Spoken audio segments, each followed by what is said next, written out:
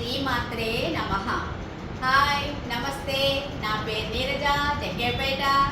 వాస్మి గారు ఇచ్చిన ఆషాఢ మాసం కాన్సెప్ట్ చేయడానికి రెడీగా ఉన్నానండి. మీకు ఒక విషయం చెప్పాలనుకుంటున్నాను. నేను ఆంధ్రాలో ఉన్నాను. మాకు బోనాల సంగతి ఏం తెలియదండి. అయితే మా వైపు అమ్మవారిని ఎలా పూజిస్తారో మీకు ఇప్పుడు చూపించాలనుకుంటున్నాను. రండి, చూపిస్తాను. ఈవిడ మా శాకాంబరి అమ్మవారండి.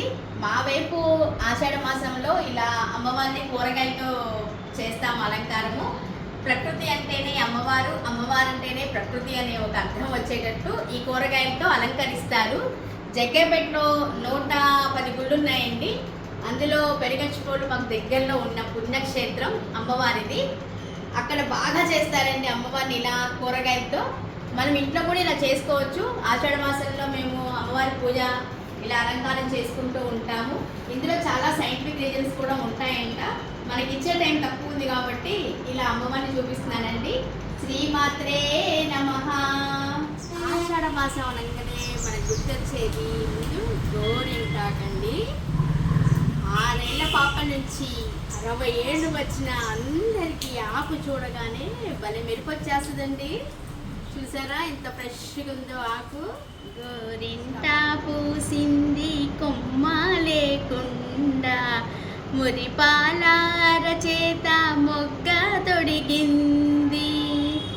ఆషాఢం అంటేనే అతివలకి ఇష్టం. అతివలకి ఆకంటే చాలా ఇష్టం. అతివలకి అందం చందం అంత అద్భుతమైనది ఈ గోరింటాకు కదా. ఈ గోరింటాకులో చాలా సైంటిఫిక్ రీజన్స్ ఉన్నాయండి. మనం దాని గురించి చెప్పుకుందాము. ఆషాఢ ప్రత్యేకత అంటే గోరింటాకు అని నాకు తెలుసు. ఈ కాలంలో బాగా వేడి ఉంటుందంట. ఈ వేడి తగ్గించడానికి గోరింటాకు వాడతాము. ప్లస్ మన గోళ్ళు ఈ చలికి వర్షానికి పుచ్చిపోయినట్టు ఉంటాయని ఇది ఒక మెడిసిన్ లాగా పనిచేసిద్దని గోరింటాకు పెట్టుకోమని చెప్తారు పెద్దలు. అలా ఇంకా చాలా ఉన్నాయి రీజన్స్ దీనికి. అయితే మొట్టమొదటిసారిగా చెప్పాల్సిందైతే ఆడవాళ్ళ చేతికి మొహానికి మెరుపునిచ్చేది మాత్రం ఇదే. ఎందుకంటే చేతికి పెట్టుకుంటే అది పండితే వాళ్ళ మొహాలు పెదవుల మీద చిరునవ్వు వచ్చేస్తుంది ఆటోమేటిక్గా. ఎన్నిసార్లు చూసుకున్నా ఆనందపడిపోతారు కదా. గోరింటాకంటే మరి తలకి పెట్టుకున్న జుట్టు చాలా కండిషన్గా పనిచేస్తుందని చెప్తారు. మనలో వేడి తగ్గిస్తుంది. పాదాలకు పెట్టుకుంటే పగులను నివారిస్తుంది. గోరింటాకు గురించి ఇంతేనండి. అమ్మవారి గురించి చెప్పుకున్నాం, గోరింటాకు గురించి చెప్పుకుందాం. ఇప్పుడు గురు పౌర్ణమి గురించి మాట్లాడుకుందామా మనం. గురు బ్రహ్మ గురు విష్ణు గురుదేవో మహేశ్వర, గురు సాక్షాత్ పరబ్రహ్మ తస్మై శ్రీ గురవే నమః. ఓం నమః ప్రణవ శుద్ధ జ్ఞానైకమూర్తయే నిర్మలాయ ప్రశాంతాయ శ్రీ అభయ దక్షిణామూర్తయే నమః. జ్ఞానానందమయం దేవం నిర్మల స్ఫటికాకృతిం ఆదానం సర్వవిద్యానాం హయగ్రీవముపాస్మహే. గురు పౌర్ణమి గురించి చెప్పాలంటే చాలా ఉంటుందండి. గురు పౌర్ణమి అంటే నాకు చాలా ఇష్టం. గురువులు అంటే చాలా ఇష్టం. అసలు గురువు గురించి చెప్పడం అనేది మనకి ఇచ్చిన అవకాశం చాలా గొప్ప అవకాశంగా నేను భావిస్తున్నాను. ఎందుకంటే ఇంతవరకు ఎక్కడ మనకి చెప్పే అవకాశం నాకు రాలేదు. నాకు చిన్నప్పుడు ఒక టీచర్ ఉండేది, సాక్షాత్తు దేవతలాగా అనిపించేది. ఆవిడ పేరు శారద. ఆ సరస్వతి పేరే తను పెట్టుకుంది. పురాణాల గురించి తను చాలా బాగా చెప్పేది. ఇంతవరకు అవి నేను మర్చిపోలేదు నా జీవితంలో. నేను చదువుకుంది మిర్యాలగూడెంలో. ఇప్పుడు తను చాలా పెద్దవాడు. నేను చదువుకున్నప్పుడే తను ఉన్నారో లేదో నాకు తెలియదు, కానీ నేను మాత్రం రోజు తలుచుకుంటానండి దాన్ని మాత్రం. నేను ఇంకా మిర్యాలగూడెంలో గర్ల్స్ స్కూల్లో చదువుకున్నాను. ఒక నిర్మలా మేడం అని ఒక టీచర్ ఉంటారు, సోషల్ మేడము. అసలు ఎక్కడ రాష్ట్రాలు వాటి రాజధానులు ఎదురు లేపి అడిగినా చెప్తామండి. ఇప్పుడు కూడా అంత బాగా చెప్పేవారు అప్పటి రోజుల్లో గురువులు. ఇప్పుడు చెప్తున్నారేమో నాకైతే తెలియదు, కానీ గురువులు స్మరించుకోవడం అంటే నాకు ప్రతిరోజు వాళ్ళే గుర్తొస్తుంటారు. వాళ్ళందరూ ఎక్కడున్నా బాగుండాలని నేను కోరుకుంటున్నాను.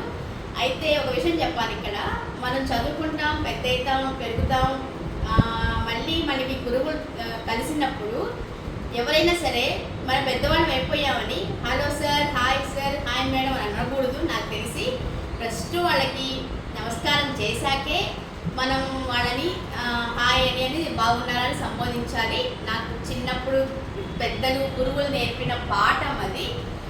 ఆ గురు పౌర్ణమి గురించి బాబా గారంటే నేను చాలా పూజిస్తాను. నాకు చాలాసార్లు బాబా గారు కనపడ్డారు కూడా. ఒకసారి మా ఇంటికి కూడా వచ్చినట్టు నాకు అనిపించింది. అది ఎలా అంటే ఒక వ్యక్తి వచ్చారు, నేను అప్పుడు పారాయణం చేస్తున్నాను కరెక్ట్గా. అందులో దక్షిణ అనే ఒక అంశం వస్తుంది. ఆ దక్షిణ పారాయణం చేసేటప్పుడు ఒక ఆజానుబాహుడు నిలువెత్తు రూపం మా ఇంటి ముందు వచ్చి నిలబడి ఉన్నారు గడపలో. కళ్ళెత్తి చూసేసరికి అమ్మ నేను షిరిడి వెళ్తున్నాను, నాకు దక్షిణ కావాలని అడిగారు. కానీ నాకు అప్పుడు అర్థం కాలేదు. కానీ ఆయన చూశాక నాకు ఒళ్ళంతా పులకరింపు వచ్చింది. అప్పుడు అనిపించింది ఆయన ఏదో శక్తి, ఒక బాబా గారు అనిపించింది. ఆయనకి గబగబా డబ్బులు ఇచ్చాను, వెళ్ళిపోయారు. వెళ్ళాక ఎందుకో ఒకసారి మళ్ళీ చూడాలనిపించి బయటికి వెళ్ళి చూస్తే ఆయన ఎక్కడా కనబడలేదు. పక్కింటి వాళ్ళు అడిగితే సాక్షాత్తు బాబా గారు వచ్చారు మీ ఇంటికి, మాకెందుకు కనబడతారమ్మా అని అన్నారు. నాకు వచ్చిన అనుభవం అయితే అదండి. నాకైతే సదా బాబా గారు ఎప్పుడు ఉన్నట్టే కనపడుతుంది. గురు పౌర్ణమి సందర్భంగా ఆయన్ని స్మరించుకోవడం చాలా చాలా చాలా నచ్చింది నాకు. ఇంకా ఈ పూరి జగన్నాథుడి గురించి చెప్పాలి అంటే నేను వెళ్ళాను అక్కడ రథయాత్ర జరుగుతుంది కదా. ఆ రథయాత్రకి ఒకటే పెద్ద చెక్కని వాడతారని తెలిసింది. కరెక్ట్గా నాకైతే ఆ చెట్టు ఏంటనేది నాకు తెలియదు. కానీ అక్కడ వేల మంది జనం ఆ రథయాత్ర కోసం వస్తారు. అక్కడ ఒక రకమైన ప్రసాదం పెడతారు. పెసరపప్పు బియ్యం కలిపి అక్కడ వండుతుంటారు వాళ్ళందరూ. ఆ టేస్ట్ చూడాలని మనకు అక్కడికి వెళ్తే అనిపిస్తుంది. నా పక్కన ఉన్నవాళ్ళు మాకు ఆ ప్రసాదం పెట్టారు, చాలా బాగుంది, టేస్ట్ చేసాము. ఈ ప్రసాదం అంటే వాళ్ళు కుండల్లో చేస్తారు, అందరు కుండలు పట్టుకుని ఉంటారండి. చాలా బాగుంది, మేము చూసాము, చాలా ఏళ్ళైపోయింది. అది పూరి జగన్నాథ యాత్ర అంటే అలా జరుగుతుంది. అయితే బాబా గారిని నేను చాలా పూజిస్తాను. బాబా గారి యొక్క మహిమలు చెప్పనలవి కాదు, చెప్పతరం కాదు. నాకు ఈ ద్వారకామాయి సెట్టింగ్ వేసుకున్నాను చూడండి, చాలా ఇష్టమయ్యి నక్షత్రమాలిక చేసుకున్నానండి. దాని పరంగా ఈ సెట్టింగ్ వేసుకున్నాను. ద్వారకామాయి మా అమ్మాయి చేసింది, హరిణి. ఇంకా షిరిడి సాయి ద్వారకామాయి ప్రశాంతవాసి సాయిరామ్. అందరూ బాబా గారి ఆశీస్సుతో ప్రశాంతంగా ఉండాలని నేను ఆశిస్తున్నాను.